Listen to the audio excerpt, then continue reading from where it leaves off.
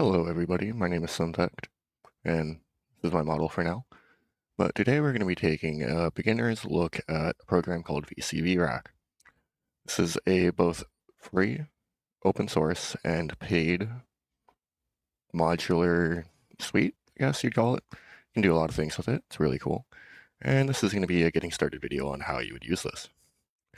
So, without further ado, if you first open the program, it will look like this.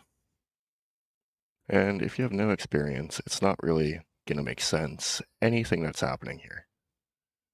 So before we get into how you begin to manipulate what you're looking at in front of you, we're going to first show two examples.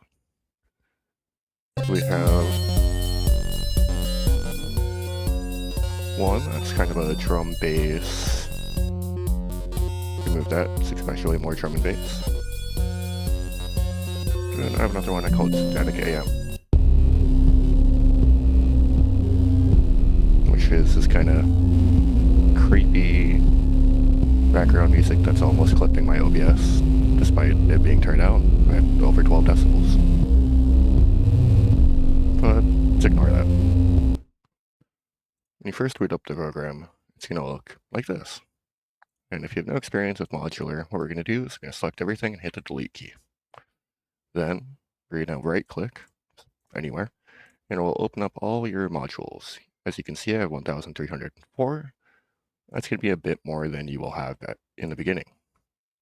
You can go through and browse the VCV library,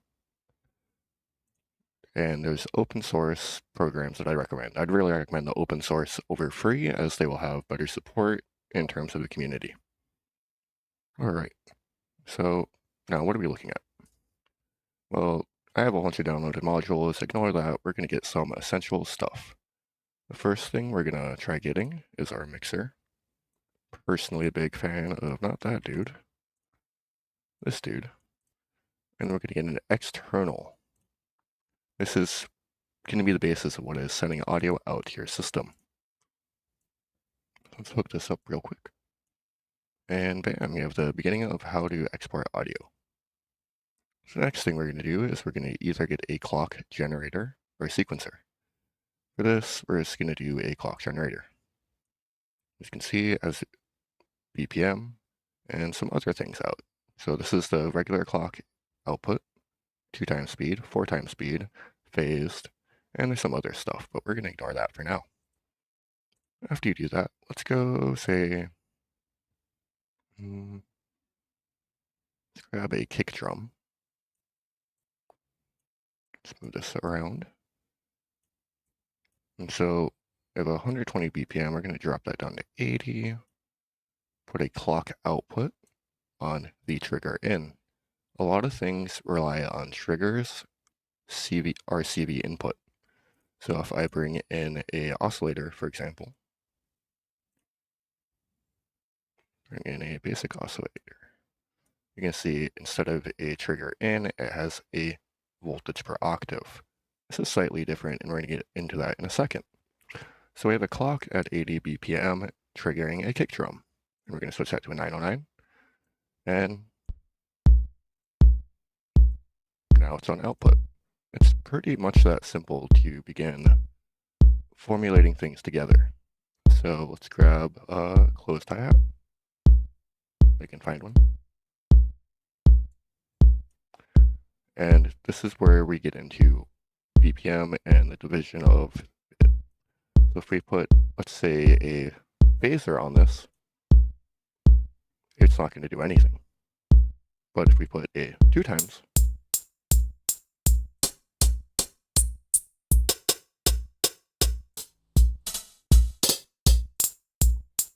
oh, these kind of suck, actually. Let's find a filter now and see if we can get something more that we want. We're going to do a basic voltage controlled filter. So we're going to go from the output of the hi-hat into the input of the filter. We're going to take the low pass filter output and put it there. Now, why are you not hearing anything? It's because it's the low pass filter. Let's try the opposite.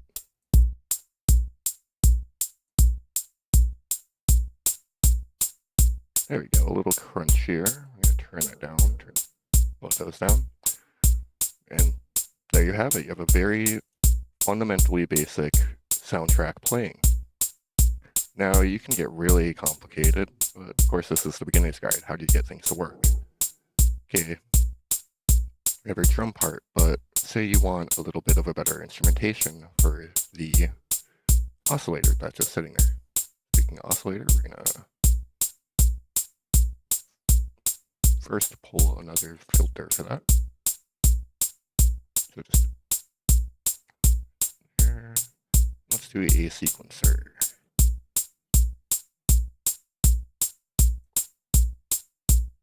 There's the one I want.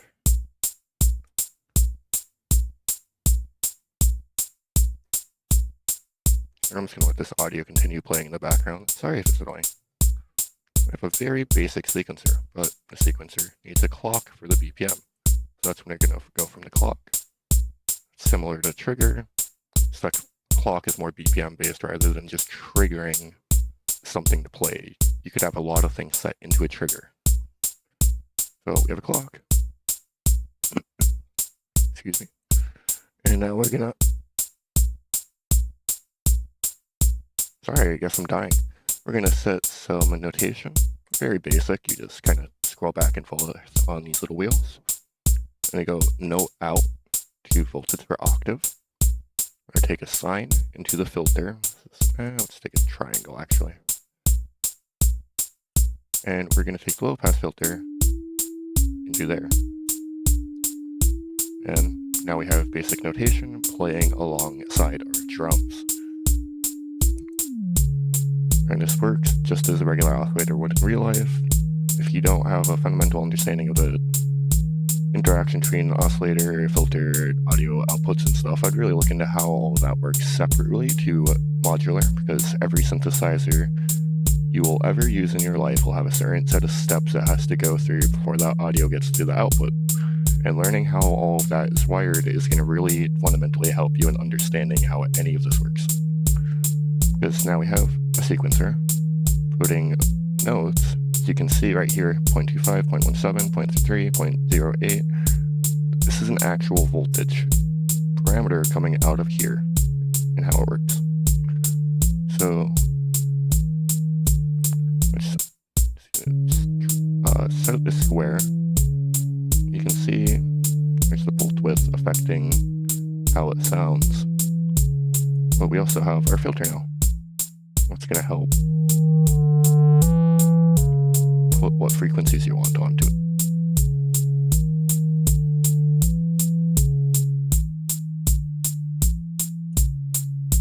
And fundamentally, it's just putting pieces together and seeing what works. One of my favorite things in here is the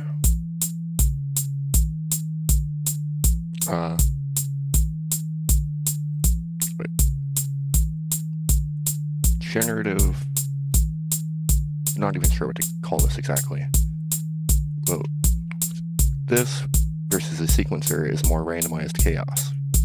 So sure, you could have these nice notes playing and whatnot,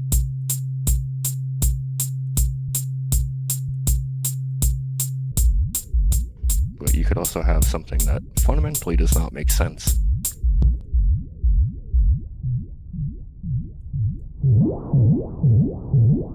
And what is this doing? I don't exactly know how this program works, but it's really interesting. But now, just through changing from a sequencer to something that's generating a randomized pattern and re-interacting on itself, you have something completely new. And that's the entire nature of this program, is this kind of experimenting, figuring out what you want, how to put it together, and then watching the magic happen. Thank you. I'm gonna make more advanced tutorials in the future. This was just kind of a base, how to get an understanding of how to get anything working in this. I do hope you enjoyed. We're gonna mute this real quick. I do hope you enjoyed, and look forward to more tutorials in the future. Thank you.